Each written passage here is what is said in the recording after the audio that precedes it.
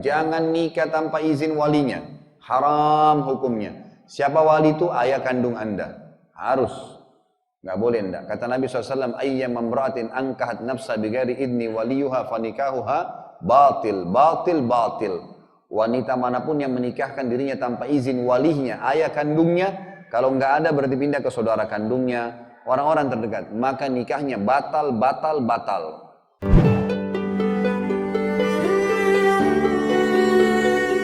5 hal yang Bapak Ibu harus tahu kalau mau menikah dengan cara Islam. Yang pertama, tidak boleh ada pelanggaran syar'i dalam acara pernikahan.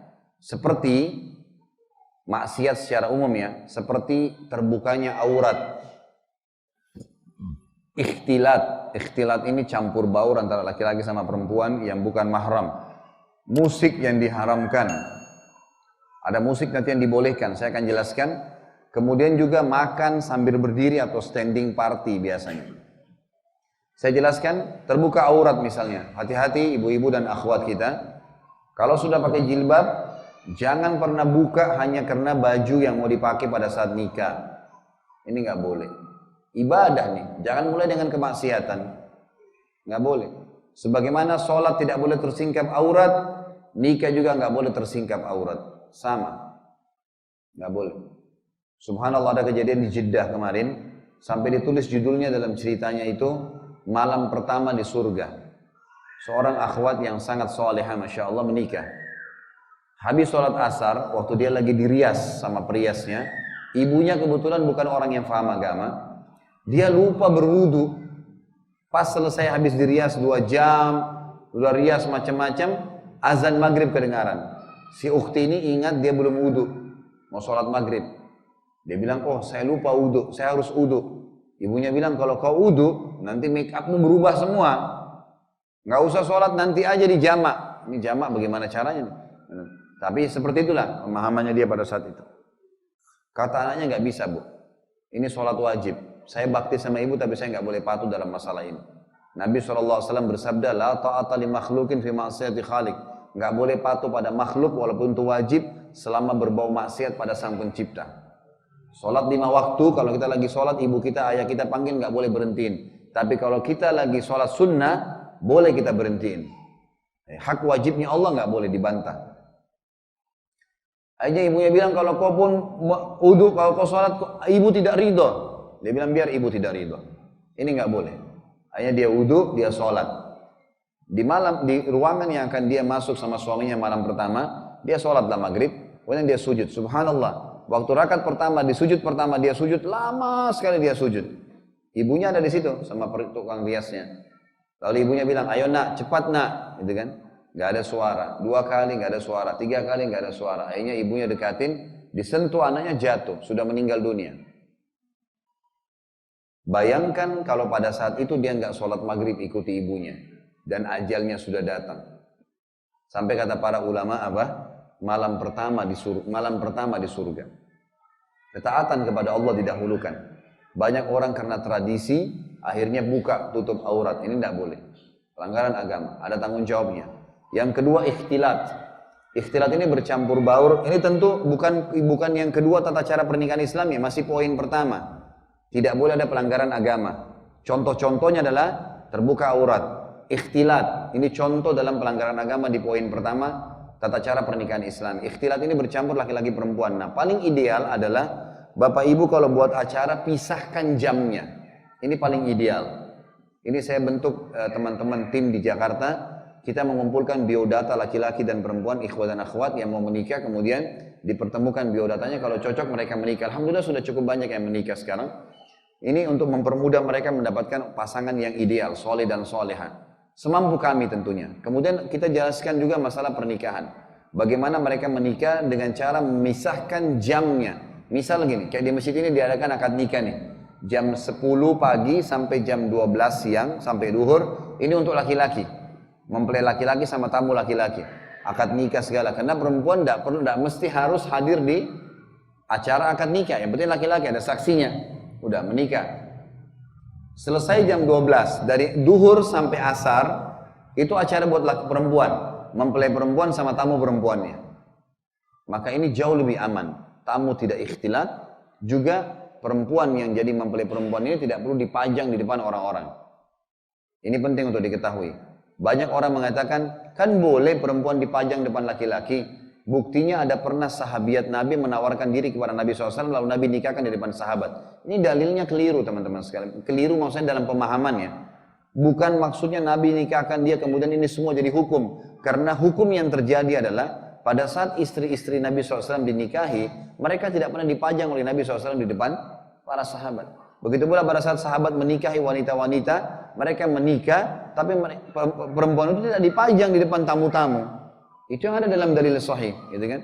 Kalau kasuistik tadi perempuan menawarkan diri di masjid, akhirnya Nabi nikahkan sama sahabat yang di masjid, ini karena dia datang di tempat umum, dia minta dinikahkan, itu lain. Kasuistik terjadi, gitu kan? Maka ini jauh lebih aman. Kalaupun tidak bisa, maka minimal Bapak Ibu sekalian mungkin seperti acara masjid ini. Ini kalau kita bicara Islami ya.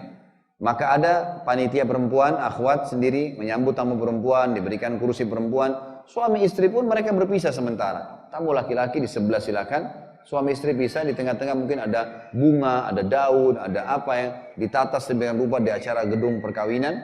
Maka itu adalah yang paling tepat. Namanya menjauhkan ikhtilat. Karena Nabi SAW melarang. Di Jakarta itu Bapak Ibu sekalian, saya tidak tahu kalau di Jogja ini. Di Jakarta itu sampai dijadikan acara perkawinan gedung, acara gedung itu, ajang untuk perzinahan. Si perempuan keluar dengan dandanan yang luar biasa dan fitnahnya, si laki-laki juga keluar dengan gagahnya, lalu mereka kenalan, biasanya di hotel bintang 5 acara perkawinan, mereka janjian di kamar hotel atas berzina. Ini siapa yang juga dapat dosanya? Yang membuat acara nih. Kita punya andil, bagaimana ibadah dimulai dengan perzinahan? Bahaya nih. Kemudian juga yang masuk dalam ini maksud adalah musik. Musik yang dibolehkan adalah gendang bagi kaum wanita. Ini yang disebutkan dalam hadis. Selain daripada ini tidak benar. Ini kalau kita bicara Islami. Bapak Ibu jangan mulai pernikahan dengan maksiat, didatangkan penyanyi jandut lah, penyanyi inilah, kelihatan auratnya semua laki-laki di situ tonton. Berapa banyak dosa yang kita panen nih. Ini nggak boleh. Tradisi ini harus dihilangkan karena Islam sudah datang menjelaskan. Kemudian standing party. Nah, banyak orang-orang kita tidak paham nih. Kalau di Jakarta ya, saya nggak tahu di tempat lain. Kalau di Jakarta saya lihat, pernah saya saksikan. Jadi pada saat tamu-tamu itu datang, yang disiapkan kursinya hanya keluarga saja, keluarga mempelai. Yang lainnya nggak berdiri. Ini sebenarnya mengambil konsep standing party dari Amerika. Di Amerika itu memang mereka buat acara dalam party-party, dalam acara mereka, ada namanya standing party, mereka untuk menghemat biaya, jadi tidak bayar kursi. Tujuannya supaya tamunya ngobrol satu sama yang lain dan cepat pulang. Orang kita nggak ngerti ikut-ikutan, sampai ada nenek-nenek, kakek-kakek mau makan susah, nggak ada kursi, sandar di tembok, ini nggak boleh. Nabi SAW melarang kita makan dan minum sambil berdiri. Ada larangan, bayar sedikit nggak masalah, semampu kita tentunya. Ini poin yang pertama. Tata cara pernikahan Islami tidak boleh ada kemaksiatan dengan tadi cabang-cabangnya seperti terbukanya aurat, campur baur tamu laki-laki perempuan, adanya musik yang diharamkan, makan sambil berdiri, dan kalau ada contoh-contoh lain silakan Anda tarik di situ tentunya. Yang kedua, harus ada walinya perempuan. Ibu-ibu perhatikan, jangan nikah tanpa izin walinya. Haram hukumnya. Siapa wali itu? Ayah kandung Anda. Harus. Nggak boleh enggak. Kata Nabi SAW, ayyam mamra'atin angkahat nafsa bighairi idni waliyuha fanikahuha batil, batil, batil. Wanita manapun yang menikahkan dirinya tanpa izin walinya, ayah kandungnya, kalau nggak ada berarti pindah ke saudara kandungnya, orang-orang terdekat, maka nikahnya batal, batal, batal. Nggak boleh nih. Janda juga sama. Sering di Indonesia dikatakan kalau janda boleh nikahkan dirinya sendiri, ini nggak benar. Ini pendapat yang lemah dari Abu Hanifah rahimahullah. Dan Imam Abu Hanifah punya pendapat yang lebih kuat yang mengatakan janda pun harus pakai wali. Cuma bedanya, kalau gadis ditanya saja, kamu mau menikah sama ini, ayah mau nikahkan sama ini. Kalau dia diam, sudah boleh dinikahkan. Karena diamnya adalah terimanya, kata Nabi SAW. Tapi kalau janda sampai dia mengatakan, iya saya suka atau saya tidak suka, baru dinikahkan. Hanya itu perbedaannya, tapi butuh wali. Dan ibu-ibu harus tahu, wali itu adalah kekuatan bagi ibu sebenarnya. Kekuatan bagi inti, sebagai akhwat, sebagai ukhti yang solehah. Ini kekuatan kita. Karena laki-laki akan menikahi Anda, nanti akan berkata, oh ternyata ada laki-laki di belakangnya. Mereka tidak akan berbuat zalim, tahu ada pembelahnya.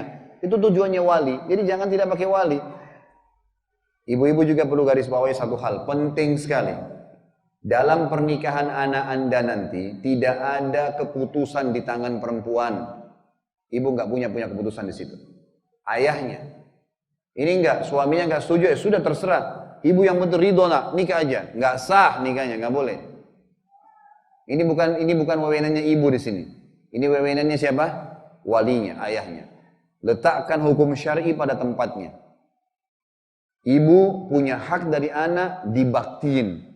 Pelayanan nomor 1 ibu. Sahabat berkata, ya Rasulullah, siapa orang paling layak saya layani? Kata Nabi, ibumu. Siapa lagi? Ibumu. Siapa lagi? Ibumu. Siapa lagi? Yang keempat, ayahmu. Pelayanan.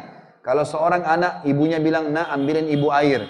Ayahnya juga bilang, nak ambilin ayah air. Siapa yang didahulukan? Ibunya. Tapi dalam izin keluar rumah, wali pernikahan, nisbat nama, nggak bisa kecuali ayah. Ini hukum syar'i. Penisbatan harus kepada ayahnya. Bahkan kata Nabi SAW, siapa yang benci ayahnya, dia telah kufur. Bahaya ini. Siapa yang menisbatkan diri ke Allah, melaknat orang yang menisbatkan diri kepada selain ayahnya.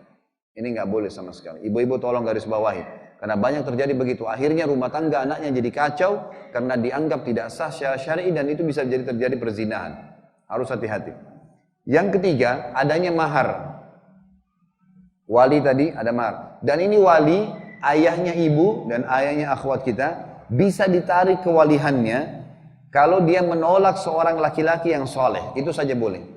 Dan walinya pindah kepada wali hakim, pemerintah. Di KUA sudah ada. Kalau dia nolak yang soleh dan dia mau anaknya nikah sama orang fasik, ahli maksiat, nah ini boleh ditarik kewalihannya. Tapi selain ini nggak boleh. Yang ketiga, adanya mahar. Mahar itu adalah sesuatu yang diletakkan pada saat akad nikah lagi dikumandangkan. Dan ini makin sederhana, makin besar berkahnya. Yang keempat, adanya 2 saksi yang terpercaya. Boleh dari siapa saja dari kaum muslimin, tapi 2 laki-laki. Kemudian yang kelima, diiklankan, dirayakan. Ini sesuai dengan sabda Nabi SAW kepada Abdurrahman bin Auf. Abdurrahman bin Auf menikah dengan seorang wanita Ansar, tapi beliau tidak mengundang orang, tidak merayakannya. Maka kata Nabi SAW, Nabi pun tidak tahu, SAW, beliau mengatakan, aulim walau bisyat. Iklankan pernikahanmu, hai Abdurrahman, walaupun dengan seekor kambing saja. Semampumu tentunya. Jadi harus minimal orang-orang yang terdekat tahu kalau ini menikah. Jadi kalau nanti dia gandengan sama istrinya, sama suaminya, dia tahu kalau ini pasangan halalnya. Harus disampaikan, tidak boleh sembunyi-sembunyi. Ini minimal dengan orang-orang yang terdekat. Ini tata cara pernikahan Islami.